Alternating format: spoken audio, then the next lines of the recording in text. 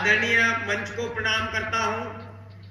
मैं उस परम आत्मा को भी प्रणाम करता हूं, उनके चरणों में नमन करता हूं जिनके हेतु, जिनके निमित्त आज ये इतना सुंदर कार्यक्रम हो रहा है।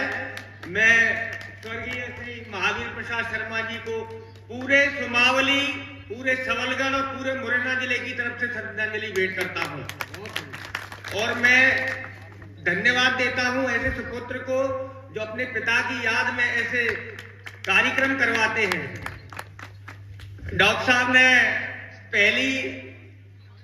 सबसे पहले मुझे ही बुलाया है। आपने देखा होगा कि जैसे सब्जी वाले या फल वाले कोई सुबह सुबह जब अपनी सब्जी या फल सजाते हैं तो जो बेकार फल होते हैं उनको सबसे नीचे रख देते हैं और जो सबसे अच्छा होता है उसको ऊपर रख देते हैं। अब आप समझ लीजिए कि उन्होंने क्या सोच के बुलाया है। मैं बड़ी सुंदर जनता है, बहुत अच्छा सुन रहे हैं आप लोग। इतनी पहली बार इतनी जनता में मैं ऑडियंस में कवि पाठ कर रहा हूं। आप देख रहे होंगे मैं एक कवि होने के साथ साथ डॉक्टर है। जैसे आप मेरी वेशभूषा से देख पा रहे हैं, मैं कवि तो हूं लेकिन डॉक्टर हूं, उसमें भी 100% बवासीर का। अभी मैं ताजा घटना सुना रहा हूं आपको। अभी परसों के दिन ही मेरे पास एक पेशेंट आए थे, बोले डॉक्टर साहब लेटरिन जाता हूं तो दर्द होने लगता है। मैंने कहा आपको ना गुदेंद्री मस्सा हो गया है, कोश का शोथ हो गया है, जीवाणु नाशक देनी पड़ेगी। सोच में पड़ गया, बोले डॉक्टर साहब ये तो बड़ी गंभीर बीमारी है। मैंने कहा नहीं यार, वो तो पायल से छोटा सा दवाई दूंगा ठीक हो जाएगी। आप तो इतनी भयंकर बीमारी बता रहे थे, बच्चे तो जाऊंगा। मैंने कहा नहीं, आप अभी क्या है, कुछ दिन पहले अमित शाह जी आए थे हमारे मध्य प्रदेश में और उन्होंने मेडिकल हमारा हिंदी में कर दिया है, उसी का असर है। हमारे मुख्यमंत्री जी ने बोला है कि दवाई लिखने से पहले श्री हरि लिखना है। मैं इस सुमावली की जनता को प्रणाम करता हूं, उनके हृदय में विराजमान प्रभु श्री राम को प्रणाम करता हूं। एक बार मेरे साथ मिलके बोलिए, बोल पटिया वाले की। अभी पिताजी की स्मृति में कार्यक्रम है, मैं कुछ लाइनें समर्पित करता हूं। मैं जानता हूं कि मेरे पैर में दुख का कोई कांटा गड़ जाएगा, मेरी जिंदगी में कोई कष्ट पड़ जाएगा तो कोई है जो मेरे लिए खुदा से भी लड़ जाएगा। जब तक उसके झुर्रियों भरे हाथ मेरे सिर पर है, मेरा ईमान जिंदा है, मेरा रुआब जिंदा है। कयामत भी आ जाए तो मेरा क्या बिगाड़ लेगी, क्योंकि मेरा बाप अभी जिंदा है। देखिए, मैं बता रहा था कि एक एलोपैथी के बारे में अभी इंग्लिश में कर दिया है उन्होंने पूरा, लेकिन मेरा ऐसा मानना है डॉक्टर साहब कि पहले हमें अपने आयुर्वेद को आगे बढ़ाना चाहिए था, क्योंकि एलोपैथी में एक भी दवाई ऐसी नहीं है और एक भी जांच ऐसी नहीं है जिसका नाम हिंदी में हो। हमें अपने आयुर्वेद को पहले आगे बढ़ाना चाहिए। और आज भी आप देखें तो जितनी भी सरकारी संस्था है, चाहे मेरे लिए कोर्ट से सम्मान आता है, वो भी आज उर्दू में आता है। तो हमें पहले ऐसी संस्कृति पैदा करनी चाहिए जो हिंदी का मान बढ़ा सके। एक पैथी और मुझे बहुत पसंद है, वो है होम्योपैथी। आप सबने देखा होगा कि होम्योपैथी के डॉक्टर एक शीशी देते हैं, उसमें वो रंगीन सा पानी और गोल गोल गोलियां शुगर की। अगर आप उसमें से 4 गोलियां निकालोगे तो 6 निकलेंगी और फिर 2 डालोगे तो 4 वापस चली जाएंगी। ये खेल इतना मजेदार होता है कि आदमी अपनी बीमारी तो भूल ही जाता है, इसी में लग जाता है। अभी मैं कवि सम्मेलन में आ रहा था तो मैंने एक मित्र से पूछा कि भैया चल रहे हो क्या कवि सम्मेलन में सुनने? बोले नहीं यार, मेरी थोड़ा सा ऐसी स्थिति है। मैंने कहा क्यों, क्या हो गया? बोले यार हमारे पिताजी एक्सपायर हो गए थे और पिताजी क्या है कि जब वो एक्सपायर हुए उससे पहले वो चबूतरे पे बैठ जाते थे और आने जाने वालों को गालियां बकते थे। अब वो, मैंने कहा तो इसमें क्या परेशानी है? बोले ये कह गए हैं कि मेरे मरने के बाद कोई ऐसा काम करना कि लोग मुझे अच्छे से अच्छा बोले, भला बोले। तो बोले, मैंने कहा फिर क्या किया तुमने? बोले, अब हम दोनों भाई बैठ जाते हैं और मोटा सा डंडा ले लिया है और डंडे को तेल पिला लिया है, अब जो भी आता है दो मारते हैं उसमें। सब लोग यही कह रहे हैं कि इससे भला तो तुम्हारा बाप था, कम से कम गाली ही तो लगता था। अभी आप देखो कोविड काल, चाइना में डॉक्टर साहब केस बढ़ने लगे हैं। लोग कोरोना की चौथी लहर का इंतजार ऐसे कर रहे हैं जैसे घर में कोई नई बहू आने वाली है, और डर ऐसे रहे हैं जैसे पता नहीं कितनी खुंखार निकलेगी। कोरोना के समय में सबने कुछ ना कुछ खोया है।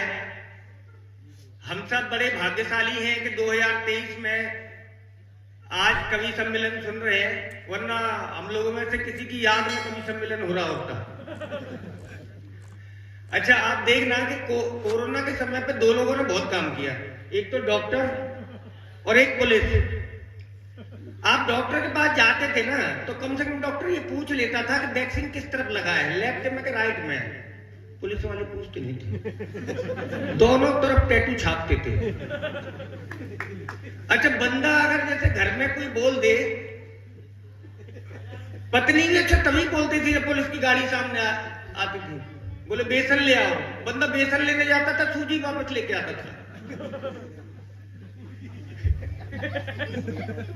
जिनको समझ में आ जाए उनको प्रणाम करता हूं। यहाँ मातृशक्ति बैठी हुई है, मैं उनको समर्पित करते हुए कुछ पंक्तियां निवेदित करता हूं कि माँ का काम था, खुदा का काम था मोहब्बत, वो माँ करने लगी।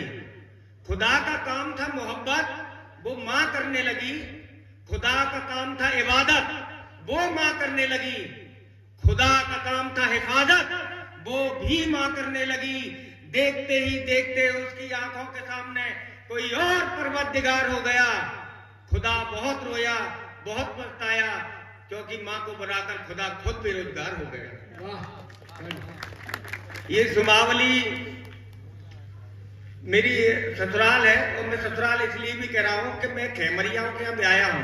यहाँ के जो सरपंच साहब हैं वो स्वयं खेमरिया है। फिर तो तुम कुछ भी कहो, चलो जी। अच्छा, मैं आपसे ये कह रहा हूँ कि अगर आपके ससुर साहब ने अपनी लड़की ये कह के ब्याही हो कि हमारी बेटी तो गाय है गाय, तो मैं उन सभी गोधारियों से कहना चाहता हूँ कि अपनी गाय को लंपी वायरस का वैक्सीन लगवाना ना भूलें। अभी किसी ने मेरे से पूछ लिया, बोले डॉक्टर साहब अगर आपकी पत्नी और सास दोनों चीते के पिंजरे में गिर जाए तो आप किसको बचाओगे? सच बता रहा हूं, मैं इस सवाल पे बहुत हंसा और हंसते हंसते लोटपोट हो गया। मैंने कहा यार ये भी कोई पूछने की बात है, मैं निश्चित तौर पर चीते को बचाऊंगा।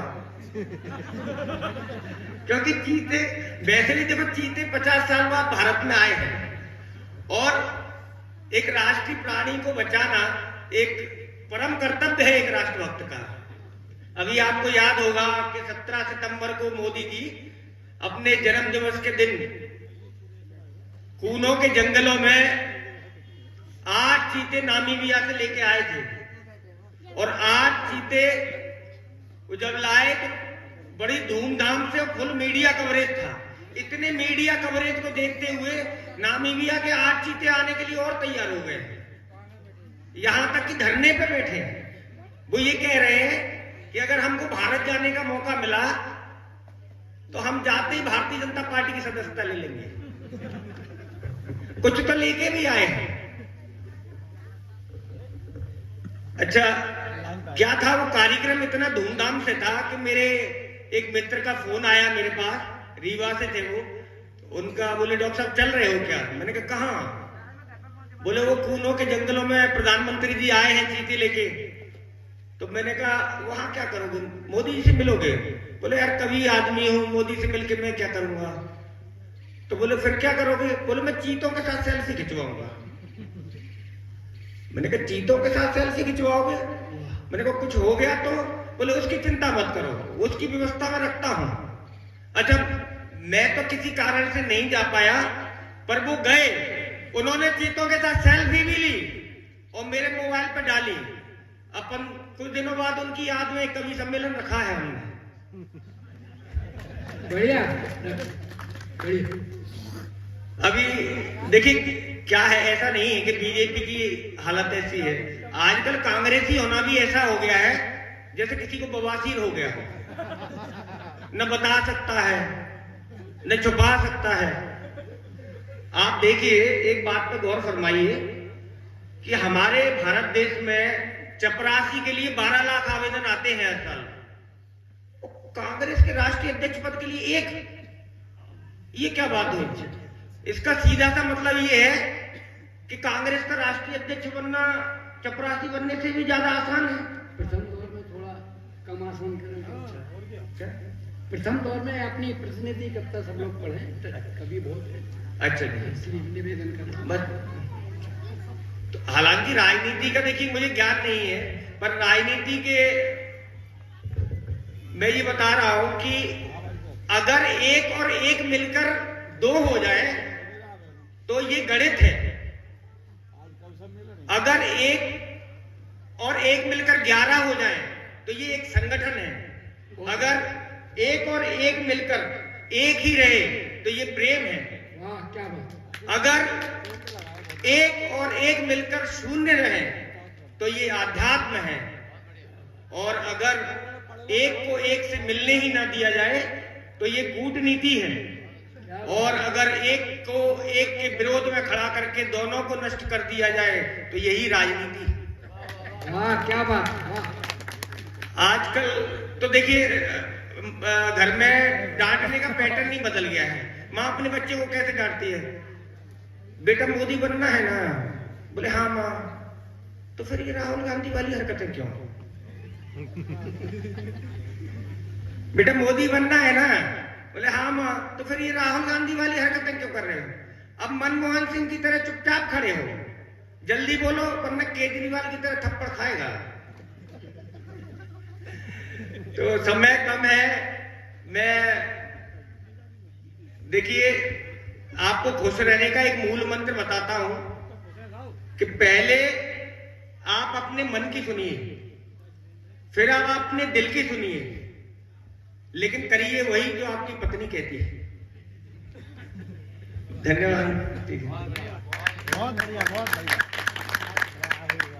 मेरा हमारे चैनल से जुड़ने के लिए आप सभी का बहुत बहुत धन्यवाद। हमारे चैनल को सब्सक्राइब, लाइक एंड शेयर करें और अपनी प्रतिक्रियाएं हमें देते रहें।